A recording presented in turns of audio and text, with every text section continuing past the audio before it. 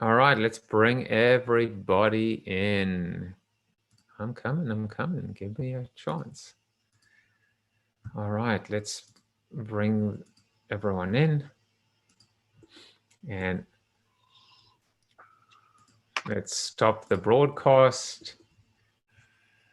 And I am ready to go. Welcome, everybody. Good to see you, Joseph. This was a man. This was. Here's Lisa. Hello, Joey. What's up, buddy? What shirt is that, by the way? It is a Gaelic football team in a place called Maherfeld, which is 45 minutes north of Belfast. It's my good friend's kid's team, and she sent me the shirt last week. It's my favorite shirt now. So, and my kids have one that matches. So when we go out, we look completely like knuckleheads. That's very cool. The Gaelic Dumont. Yes, I look very Irish, don't I? Yeah, you do today, especially. The Gaelic Dumont. It sounds like a group that could win America's Got Talent. Well, welcome everyone.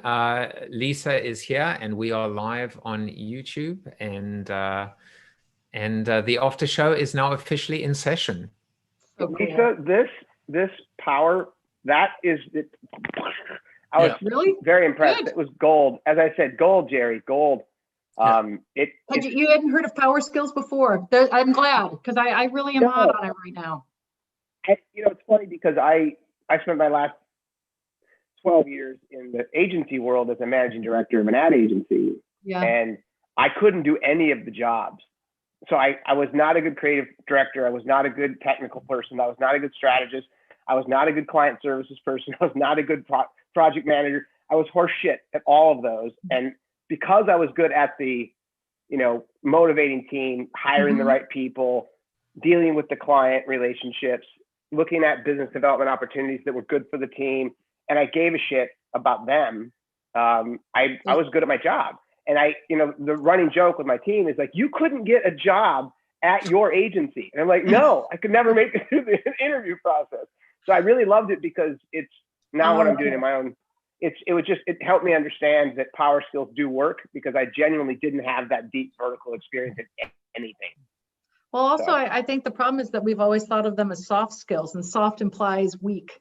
Yeah. And they're actually some of the most important, right? When somebody makes a sale, they're not necessarily buying the product, they're probably buying the person that sold it to them. So, being able to have more of these power skills and framing them that way and teaching more of them, I think are really important. Yeah. Oh, I couldn't agree more. It was just, no one really put it in this simple, which is obviously your shtick, which works. But it is. I try to give the sound bites. I loved it. Okay, cool. Well, good. I'm glad there was some value. That's important. I ran out of place to write my notes while I'm busy. Come on. Did you really? Also listening to you, and hold on. Here comes the official note taker. Wow. Tom, is it always one page? No, I've got stuff on page 2 also. Yeah. But exciting stuff. And in fact, it leads to my silly/simple/serious question. Tell me. How did you get so wise? What's your background that led you to the point of having so many good insights? I was just going to ask you, how much have you been drinking all day long? But that's okay. I don't know. You know what? I always talk about, like, everything in life I feel like is strategic luck. Yeah. Like, when I was little, no one said, hey, do you want to be a futurist and a speaker when you grow up? Like, that wasn't a thing. It just kind of happened. And it, I don't know. I think a lot of it comes from, what were you good at when you were little? And then how do you make a business out of it? I was always very productive. Now, how do you make a business out of that? Yeah. But I was always a good teacher. So then I teach productivity. And someone told me, you should write a book. And I was like, I will never write a book. Books are for people with egos, and I'm not going to write a book. And then I wrote a book, and it changed my life. So, basically never listen to what I say. And then how did the book change your life? So the book, yeah, I don't have a great answer to your question of how I did what I did, but the book changed my life in that it made me really focus on what I wanted my platform to be. Because I think that's the key thing. And I know some of you here have written a book, which is, it's never a book, it's always a platform. So what is it that you want to stand for, and what's the platform? So because I want to think of it as not just a one and done. If I'm really going to teach people, what am I going to teach them? And how could that turn into the next thing I teach? So it made me focus my message, because there's so many different ones I could talk about. What do I really want to stand for? And I think that's hard to do, right? You could stand for a lot of things, but where are you going to place your bets? That's what a book did for me. In my own life, I wrote my first book when I was 22, and I'm on books 31 and 32 now. And in addition to the platform defining thing, which is so right, I think. Did you find that too? Well, it's also served for me to be a way of thinking. I'll think I know something, and it's not until I try to write on it that I realize how vague and amorphous my thoughts are. Totally. But writing is a form of thinking. It's using the disciplined contours of language to clarify and simplify. And you see all the words that don't need to be there. And that helps you to find what the real insight is as you edit and stuff. So yeah, writing books is very powerful. I can't wait to read your two. Oh, well, thank you. I was just going to say, like, how do you write 31 and not be in the fetal position most of your life? Right. Well, as Joseph, as everybody here knows, I can't shut up very easily. So that's kind of the simple answer for me. I like the idea that writing is a way of thinking, because it really forces you to think about what you want to say. And it's kind of like everyone, you think you know, but until you have to write it down, you don't. Yeah. Yeah. You know, good conversations can work the same way. I mean, talking is a form of thinking, and it's the writing that's even more disciplined, though. I mean, Socrates, the way he became a great philosopher was just having conversations with people, not sitting around like Rodin's thinker by himself pondering, but talking things through. And it's when his student Plato began to not only do that, but to write things down, that philosophy really kicked off. So there are levels of thinking focus that you never get to unless you try to write. And in our culture, when people used to write letters and postcards and diaries, there was more processing of the day and processing of our thoughts. And nowadays, with only Twitter and Facebook posts and things like that, people don't dive as deeply into their own experience, by and large. You know, I wish we had talked more about that, Joseph, when we were doing the Twitter question you brought up. You know, the 140 characters, because that's what you miss, is you miss the richness. Unlike if you were on like the difference between talking about something on Twitter and talking it on Reddit on a message board are like night and day. Yeah. Well, we can talk now about it. That's the beauty of it. Right. But you know, it's funny because I've gone through my own journey in terms of the written word, the spoken word, and in particular from writing books to blogging. You know, now it seems like blogs are forgotten, overlooked. You know, podcasts are all the rage. You know, streaming today seems to be where podcasting was 10 or 15 years ago. But I've settled into this very weird, beautiful weird, not bad weird. Different weird is this soliloquy is, and I look at the word count, generally 300 to 350 words. And I typically try and get to about 350 words, and it's a script, and I read the script on the teleprompter, which is kind of weird for me because when I present, I never have a teleprompter. I never have a script. I just talk from my heart. But this has given me discipline in terms of this. These are the words. Each word matters. Every word counts. I go back, I reread it. If I change words, I improve it. And I kind of like it because now I have to make my point in not 280 characters, not in a book, but in these 300 to 350 word, 2.5 minute to 3.5 minute bites. And I like it. It's my new mental exercise. Yeah, I agree. I think there's also something powerful about one of the things we talk about with emails to simplify your emails is we use, like, in the military, how they use BLUF, bottom line up front. And how do you make sure that the first line of every email that you have is put your bottom line up front? And what that does is really focuses on boy, what do I really want to say? Because we spend so much time writing and leading up to our thoughts and emails, and that's why they become so long, versus if you just had your bottom line phrase up front, it would really force you to be succinct and use your words better. Is that, you said that's a military thing? Bluff, bottom line up front. Yeah. Bottom line up front. Yeah. Love that. Yeah. A lot of, it's not just the United States, it's around the world, but a lot of the 3-letter agencies, they would use bluff. Mm-hmm. Yeah. Huh. I like that. So is that if you're writing a letter and you go, I'm writing to apply for a job? No. Yeah, exactly. Well, it's funny. I'm the greatest candidate ever. Hi, my name's Joseph. Well, bluff is it. Well, and it's funny because then it's cultural too. You have to realize how to use it. In some cultures, it wouldn't work as well. It would be too abrupt or too upfront.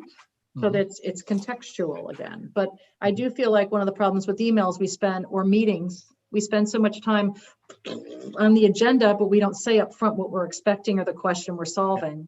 And the same thing in email, right? The subject lines are vague. Why don't we say what we want to say versus leading up to it?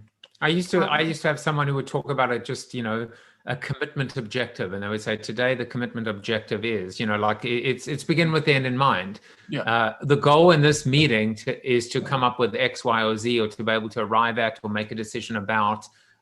So that's kind of like it, which is, this is what success looks like. Now let's get into that, as you said.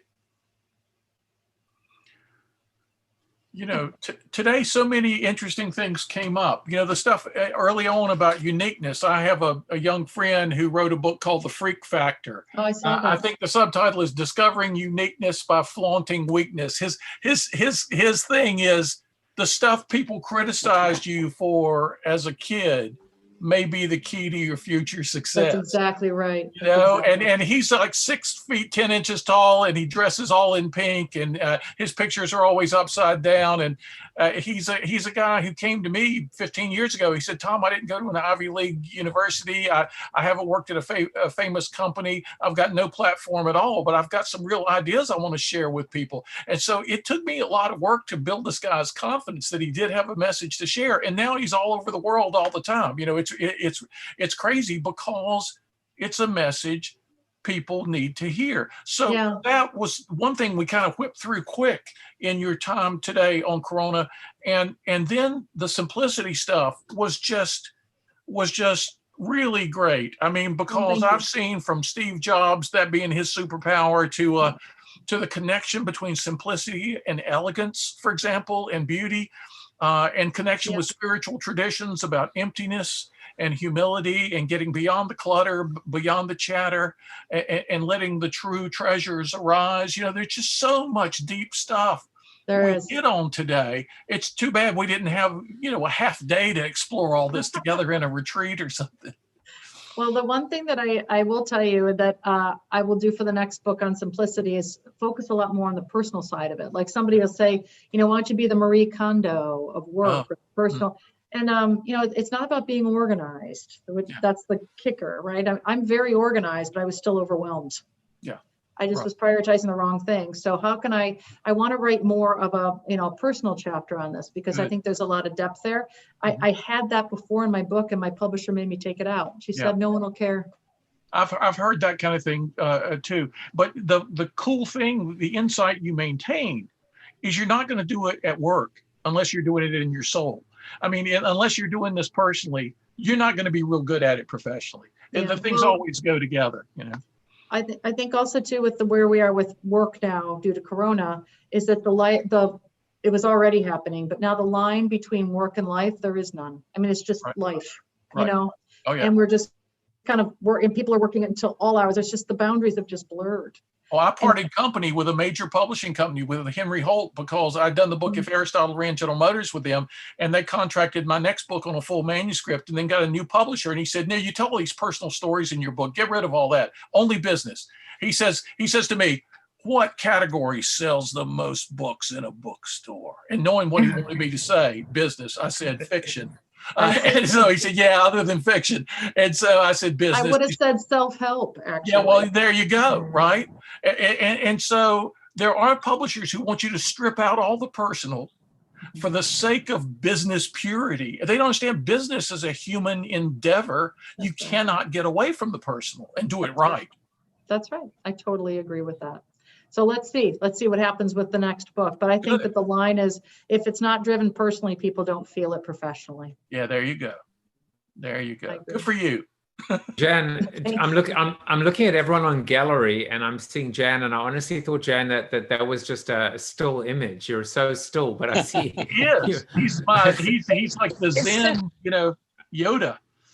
I see you're not. I had my first business meeting today, my first official business meeting outside the house.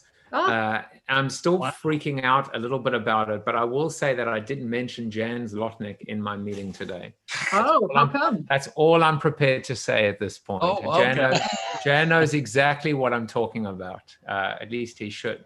And so does Phil, because it was with Phil. I gave the best talk I've ever given today. And it was on the surfing on the energy yesterday of Faith James, who's on our after show. And Lisa, you just burnished the glow I was experiencing from my talk I gave. And Joseph, to make this possible, you've just got to feel so good. We got to work on you, make sure your ego doesn't get too big because of all the good you do for people here. Keep your humility going, because you offer us such a forum. I'm good. I'm good. I'm enjoying everyone in gallery view today because we're growing nicely. I see Haiti is back. Yeah, haven't seen her in a while. He's here, and Bob is here. So it's great to see. It's great to see all of you. Does anyone have? I have a question, but I didn't write it. Yeah.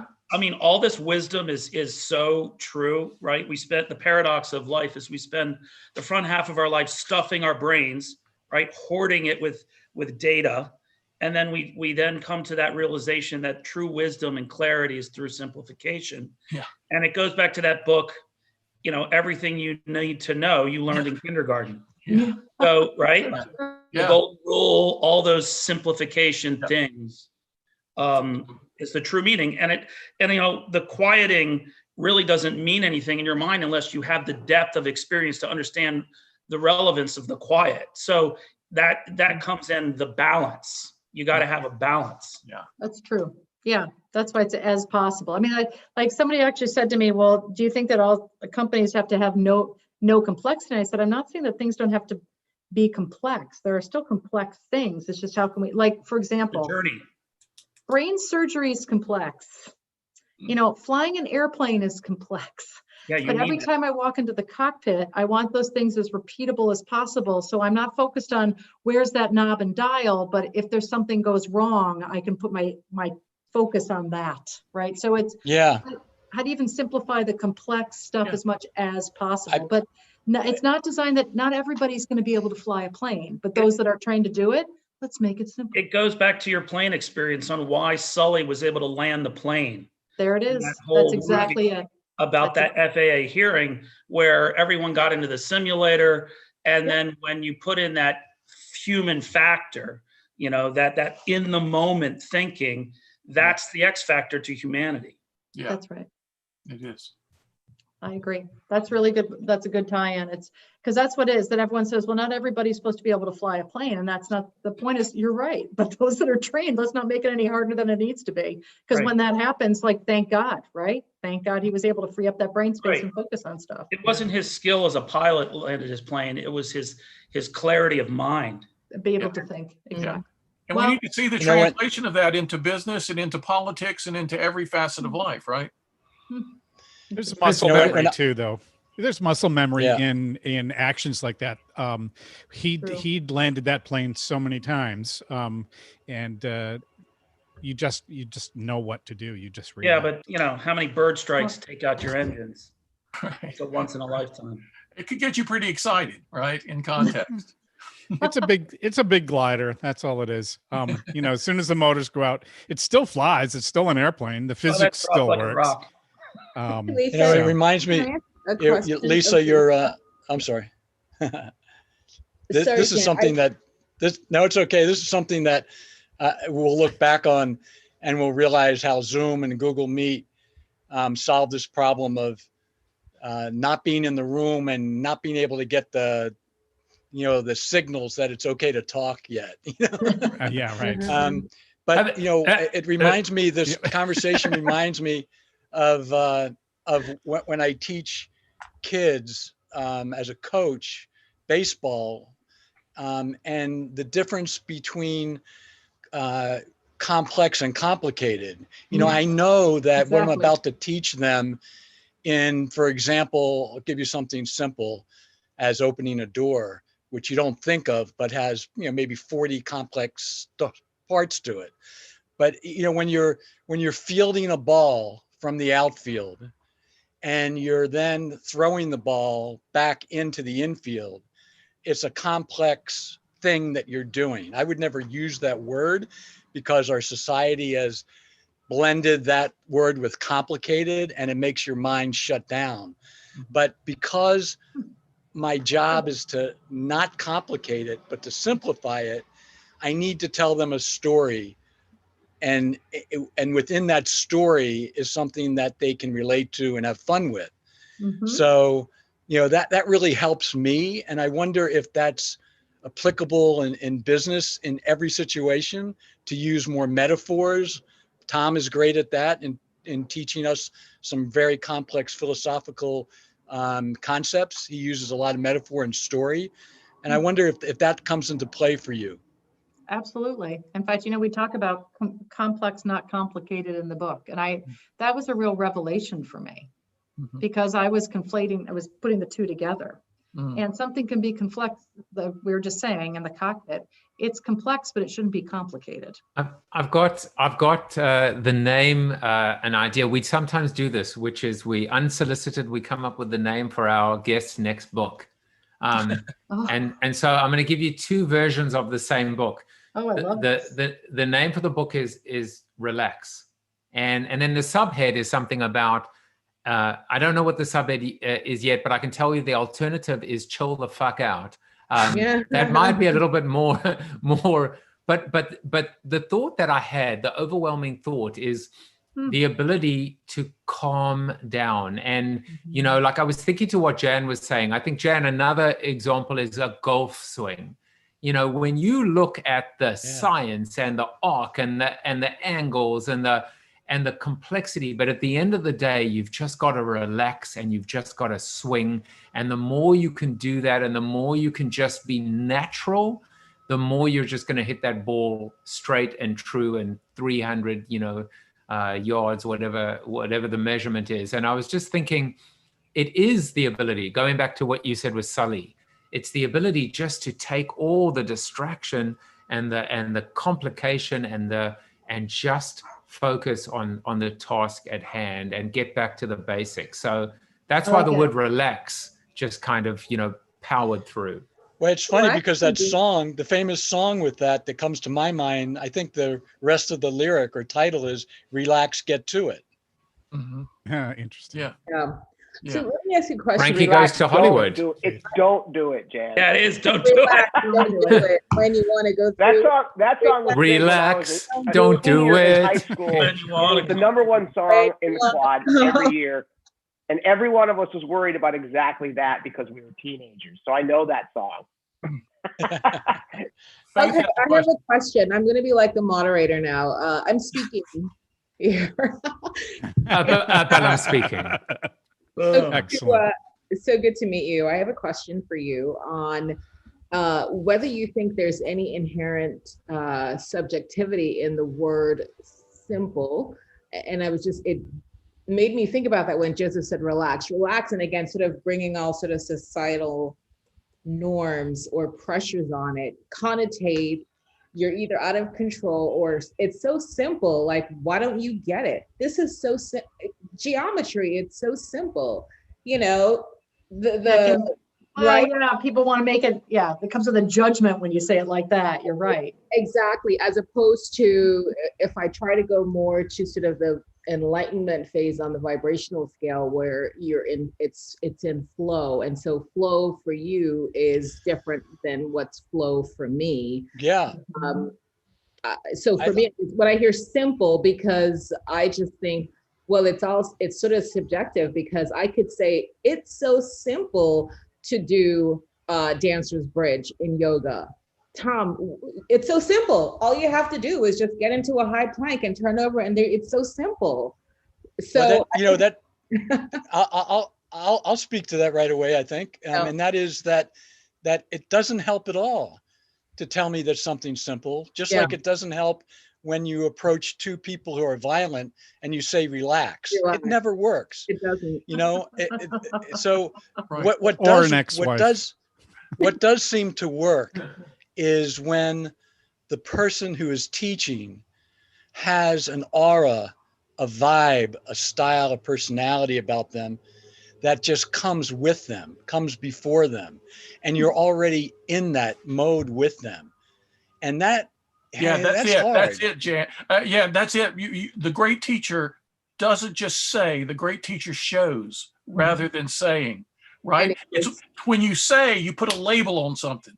And most labels stop thinking rather than starting thinking. Whereas if you show the simplicity of a situation, I mean, it's like Stevie Ray Vaughan, when he was alive, doing a complex riff on the guitar that to me is just overwhelmingly complicated. But he had worked himself. If he had said to me, Tom, it's simple, that would have been just stupid, right? But he had worked himself to the point where it became simple. Now, in terms of the objective side of things, what's more complex than the entire universe, the multiverse? And yet Stephen Hawking had this intuition that there would be one law. He said, short and simple enough to put on a business card, a bumper sticker, or a t-shirt, that would be responsible for all the complexity of the multiverse. So that shows the objectivity side of things, right? But the subjectivity side of things has to do with mastery, right? Not just observing, but mastery, and has to do with heuristics, the discovery for yourself of the way through, the way through the maze, to find your own simplicity. So, Faith, what a great question. I mean, that's just a great thing to draw our attention to. And Jan, what a great thing. I mean, you're so right that with kids, sometimes you learn this, because with adults, too often we play a completely different ego game. And it's only when we're with kids that we understand, oh, okay, we have to model this. We have to show this. We can't just no, this is simple. Yep. Cool stuff. Cool beans. I know. All right. So we're approaching 30, and this is where I get to say to my guest, which is what I said to Faith yesterday, and Faith has taken me up on it, which is Lisa, you are welcome to join our little expanding group.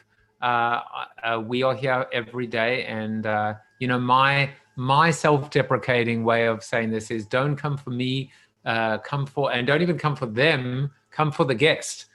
So Faith is clearly here because of you, Lisa, not because of any of us. Thank you for coming. But you're very welcome to pop in anytime, and and just join the conversation. I enjoyed it. It was really robust, and the after show is the coolest part. So thank you for letting me be a part of it.